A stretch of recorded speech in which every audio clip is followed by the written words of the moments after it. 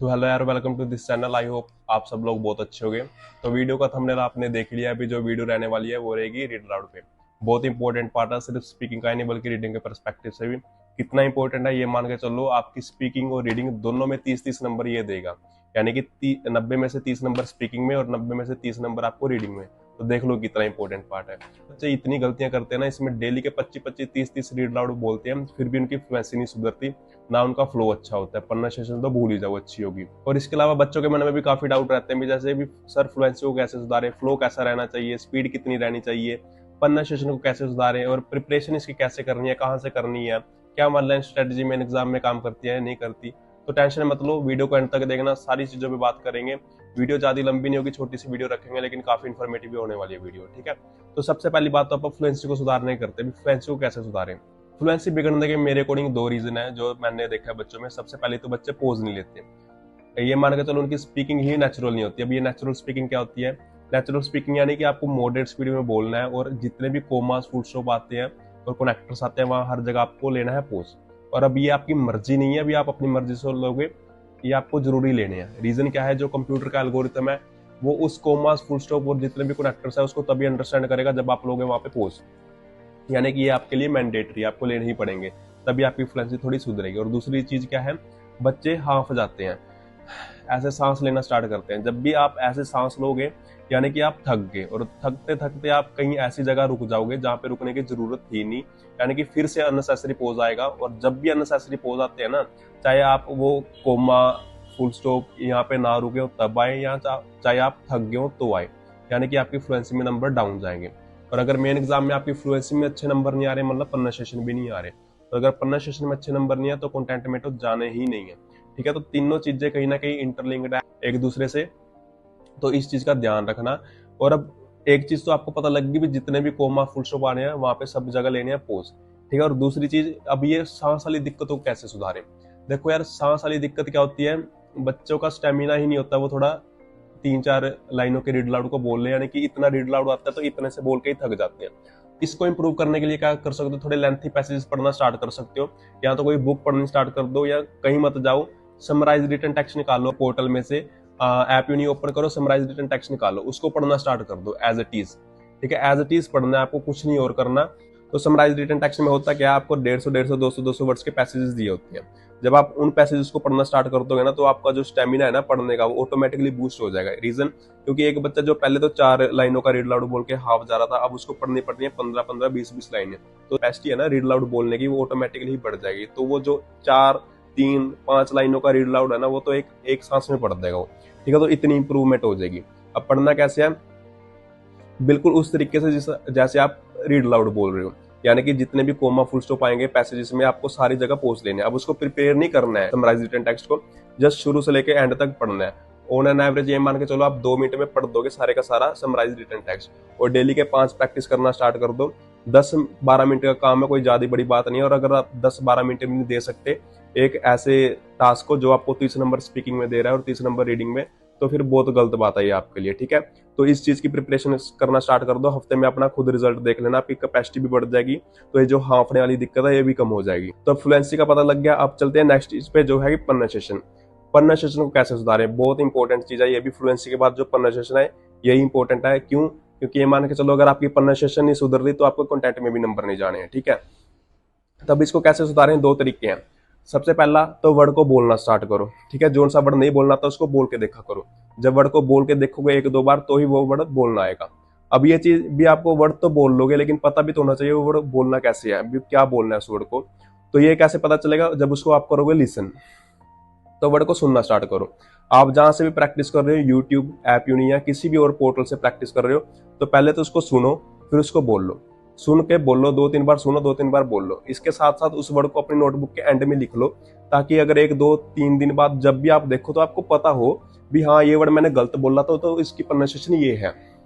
अब उसको वर्ड को लिखना कैसे है? पहले तो उस वर्ड को इंग्लिश में लिख लो, फिर उसके आगे हिंदी में प्रोनाउंसिएशन लिख लो। जैसे अभी मैं बताता हूँ कैसे। अभी आपके आगे 2 वर्ड आएंगे, एक्सेस और एक्सेस। तो जैसे लिखे हुए मैंने पहले इंग्लिश में फिर हिंदी में, तो इस तरीके से ही आपको नोटबुक पे लिख लेना है। जैसे एक्सेस है, इसको मैंने लिखा हुआ है एक्सेस, और एक्सेस है इसको एक्सेस। तो ऐसे ब्रेक करके लिख लेना ताकि हिंदी में आपको प्रोनाउंसिएशन पता चल जाए और उसको इजीली आप इंग्लिश में बोल सको। तो ये चीज थी प्रोनाउंसिएशन को सुधारने का। अब आपको फ्लुएंसी सुधारने का तरीका पता लग गया, प्रोनाउंसिएशन सुधारने का पता लग गया। अब इसको प्रिपरेशन कैसे करनी है, प्रिपरेशन कैसे करोगे? कभी भी रीड अलाउड को मन मन में प्रिपेयर नहीं करना होता। ये मान के चलो जब भी आप मन मन में प्रिपेयर करते हैं ना, उसके बाद आप बोल के देखते हैं, खुद देख लेना, जब भी आप मन मन में प्रिपेयर करोगे और फिर उसको बोलोगे ना तो आप अटक जाओगे। ठीक है, इसका रीजन क्या है? क्योंकि मन मन में तो हम सारी अच्छी इंग्लिश बोल लेते हैं, लेकिन जब वो वर्ड मुंह पे आता है तब अटक जाते हैं। रीजन क्या है? जब वो वर्ड मुंह पे आता है ना तब थोड़ी सी टंग ट्विस्ट होती है, तो वहां पे आप फंबल होते हैं। तो उस चीज को कैसे सुधारा जा सकता है? बिल्कुल जब आपको 40 सेकंड प्रिपरेशन के लिए मिलते हैं ना, उस टाइम मन मन में मत प्रिपेयर करो, बिल्कुल इस तरीके से बोल के देखो जैसे आप रिकॉर्ड कर रहे हो। रीजन क्या है उसका? उससे होगा क्या, आप जब प्रिपेयर करोगे ना आपको ये पता चल जाएगा भी आप जब कौन से वर्ड पे जाके अटकोगे। ठीक है, आप कौन से वर्ड पे 2-3 पे अटकोगे तो वो आपको दिख जाएंगे भी ये वर्ड पे मैं अटकूंगा, इस तीसरे वर्ड पे अटकूंगा, दूसरे लाइन की तीसरे वर्ड पे अटकूंगा। तो उस टाइम आपके पास ऑप्शन होगा, यहाँ तो मैं इस वर्ड को बोल के देख लूं, अगर मेरे से बोला जाता है तो मैं बोल लूंगा, अदरवाइज इसको स्किप कर दूंगा। जी हाँ, आप स्किप भी कर सकते हो किसी वर्ड को, यानी कि ये मान के चलो एक रीड अलाउड है, उसमें 2 से 3 वर्ड आप इजीली स्किप कर सकते हो, कोई इश्यू की बात नहीं है। 90% कंटेंट सही होना चाहिए आपका रीड अलाउड का। अगर 90% कंटेंट सही हो रहा है तो आपके फ्लुएंसी, प्रोनाउंसिएशन और कंटेंट तीनों में 100% मार्क्स आएंगे। ठीक है, अब इसके साथ साथ बच्चे एक और गलती करते हैं, उन्होंने प्रिपेयर कर लिया, अब रिकॉर्डिंग का टाइम आएगा, रिकॉर्ड करना स्टार्ट करेंगे, 2 लाइनें सही पढ़ दी, तीसरी लाइन में या चौथी लाइन में कहीं जाके एक वर्ड गलत बोल देंगे। ठीक है, कनेक्टर को कनेक्टर्स बोल दिया, कनेक्टर्स को कनेक्टर बोल दिया, छोटी सी गलती कर दी, अब उसको रिपीटिशन करना स्टार्ट कर देंगे। बहुत मूर्खता वाली चीज है ये, कभी भी रिपीटिशन नहीं करनी। अभी मैंने आपको बता दिया भी 90% कंटेंट सही होना चाहिए। 1-2 वर्ड आपने बीच में गलत बोल भी दिए तो कोई इशू नहीं है, उसकी एंडिंग करो, प्रॉपर एंडिंग करो, एंड तक जाके रुको। अगर आपने रिपीटिशन कर दी, सबसे उसका बुरा असर कहां पड़ेगा? फ्लुएंसी में। फ्लुएंसी में आपकी 7 के साथ 5 में से 2, 5 में से 3 नंबर आएंगे। ठीक है, मेन एग्जाम में जाके। और अगर आपकी फ्लुएंसी में अच्छे नंबर नहीं है, ये मान के चलो कहीं ना कहीं प्रोनाउंसिएशन भी इफेक्ट होगी। तो मतलब अगर आप कंटेंट गलत बोल रहे हो 1-2 वर्ड, तो आपके पास ऑप्शन है भी, आप 90% कंटेंट सही बोल सकते हो, 5-10% कंटेंट गलत भी हो रहा है तो कोई इशू नहीं है। लेकिन फ्लुएंसी में आपके पास कोई ऑप्शन नहीं है। अगर आपने 1% भी फ्लुएंसी में गड़बड़ की तो ये मान के चलो सारे का सारा रीड अलाउड आपका 0 हो सकता है। ठीक है, तो इस चीज का खास ध्यान रखना। फ्लुएंसी मच इंपॉर्टेंट है, फिर आती है आपकी प्रोनाउंसिएशन, फिर एड में आता है आपका कंटेंट। और अगर फ्लुएंसी और प्रोनाउंसिएशन अच्छी है तो कंटेंट में ऑटोमेटिकली नंबर आ जाएंगे आपके। ठीक है, तो इन चीजों का ध्यान रखना। अब आपको ये भी पता चल गया फ्लुएंसी इंपॉर्टेंट है, इसको कैसे सुधारना है, प्रोनाउंसिएशन को कैसे सुधारना है, प्रिपरेशन कैसे करनी है। अब आप आते हैं 1 लाइन स्ट्रेटेजी पे। भी 1 लाइन स्ट्रेटेजी क्या है? दिखने में बहुत इजी लगती है, ठीक है, आपको पता भी होगा, काफी बच्चों को नहीं पता तो मैं बता देता हूँ। इसमें होता क्या है, एक लाइन होगी आपके पास, आप जो रीड अलाउड होगा आपको उसमें से एक लाइन बोलनी है। वो एक लाइन कितने वर्ड्स की होनी चाहिए? मिनिमम 8 वर्ड्स, मैक्सिमम 12, 10 वर्ड भी हो सकते हैं। लेकिन एक चीज का ध्यान रखना, बीच में भी वो वर्ड सीक्वेंस में होने चाहिए, ऐसे नहीं भी 4 वर्ड कहीं से या 4 वर्ड कहीं से। हाँ, आपकी मर्जी है, वो पूरी की पूरी लाइन या तो फर्स्ट लाइन से उठा सकते हो, या बीच में से, या बिल्कुल एंड में से, कहीं पे मर्जी उठा सकते हो। इसके अलावा एक चीज और भी बच्चे पूछते हैं भी, अगर हम 1 लाइन स्ट्रेटेजी बोल देंगे इसके रीडिंग में फुल नंबर जाएंगे? बिल्कुल फुल नंबर जाएंगे, कोई इशू की बात नहीं है, आप बेझिझक होकर यूज करो। ठीक है, लेकिन एक चीज ध्यान रखना, जो 8 वर्ड आप बोलोगे ना, 8 वर्ड, 10 वर्ड, 12 वर्ड, जितने भी आप बोलोगे, उसमें एक भी वर्ड स्किप नहीं होना चाहिए। अगर एक भी वर्ड स्किप हो गया या एक भी वर्ड गलत बोल दिया आपने, वो सारे का सारा रीड अलाउड 0 हो जाएगा। और अगर सारे का सारा रीड अलाउड 0, ना तो आपने स्पीकिंग में नंबर उस रीड अलाउड के, ना ही रीडिंग में नंबर, मतलब 0 रीड अलाउड। और उसके अलावा अगर किसी वर्ड के साथ एस लगा हुआ तो एस जरूर बोलना है, अगर एस नहीं लगा हुआ तो ऐसे नहीं लगाना है। ठीक है, इन छोटी छोटी सिली मिस्टेक्स का ध्यान रखना।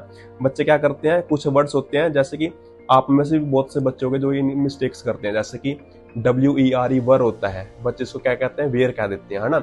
WHILE वाइल होता है, बच्चे इसको विल कह देते हैं। डेवलपमेंट को डेवलपमेंट कहते हैं। ऐसी सिली मिस्टेक्स करके आते हैं एग्जाम में, और आके फिर बहाने मारते हैं भी टेक्निकल इशू हो गया, कंप्यूटर ने नहीं उठाया, 1 लाइन स्ट्रेटेजी काम नहीं करती। अरे 1 लाइन स्ट्रेटेजी काम करती है, आप बोलना तो सीखो पहले।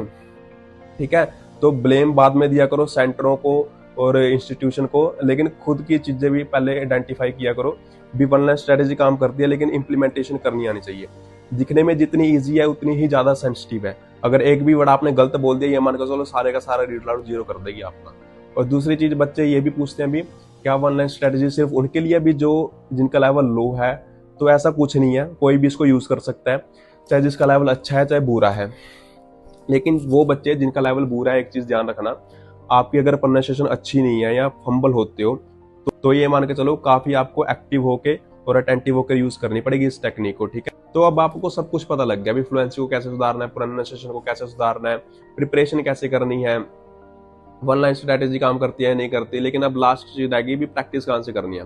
देखो यार, प्रैक्टिस के लिए दुनिया जान की वेबसाइटें पड़ी हुई हैं, लेकिन ये मेरा पर्सनल मानो और एक्सपीरियंस है। अभी देखो, app union all time best है। रीजन क्या है, जो इसका प्रोनाउंसिएशन और फ्लुएंसी को मार्किंग देने का क्राइटेरिया है ना, वो ऑलमोस्ट पियर्सन जैसा है। यानी कि पियर्सन जिस तरीके से नंबरिंग देती है ना आपकी स्पीकिंग को, डिट्टो उसी तरीके से ऐप यूनियन देती है। लेकिन बहुत बार क्या होता है, बच्चों के नंबर आते नहीं और वो ब्लेम देने लग जाते हैं ऐप यूनियन, कभी ये तो नंबर को नंबर नहीं देती। भी आपकी उसके साथ कोई दुश्मनी नहीं है, ठीक है। तो सबसे पहले तो आप बोलने का तरीका सीखो, ठीक है। जितनी भी चीजें आपको बताई है ना फ्लुएंसी में, पोजेज लेना स्टार्ट करो, नॉर्मल स्पीड में पढ़ो, आपकी आवाज में ना पोलाइटनेस होनी चाहिए, तो आपको ऑटोमेटिकली नंबर दे देगी वो, ठीक है। कुछ दिन प्रैक्टिस करो, हफ्ता 10 दिन प्रैक्टिस करो, ऑटोमेटिकली ही नंबर आने स्टार्ट हो जाएंगे। तो इन सारी चीजों का ध्यान रखना। तो यार ये थी वीडियो रीड अलाउड पे, आई होप आप सबको अच्छी लगी होगी। अगर अच्छी लगी हो तो प्लीज लाइक करना और शेयर भी करना अपने दोस्तों के साथ जो पीटीई की तैयारी कर रहे हो। मैंने अपनी ओर से सारी चीजें बताई हैं आपको, लेकिन फिर भी अगर कोई चीज दिक्कत रहती हो, भी कोई क्वेश्चन रह गया हो, तो कमेंट कर लेना, मैं रिप्लाई कर दूंगा मैं। इसके अलावा चैनल को सब्सक्राइब कर लेना, क्योंकि और बहुत सी वीडियो आएंगी लगातार। इसके अलावा जैसे repeat sentence, image, written lecture, सब पे बारी बारी आपका वीडियो बनाएंगे, ठीक है। तो चैनल को सब्सक्राइब कर लेना जरूर।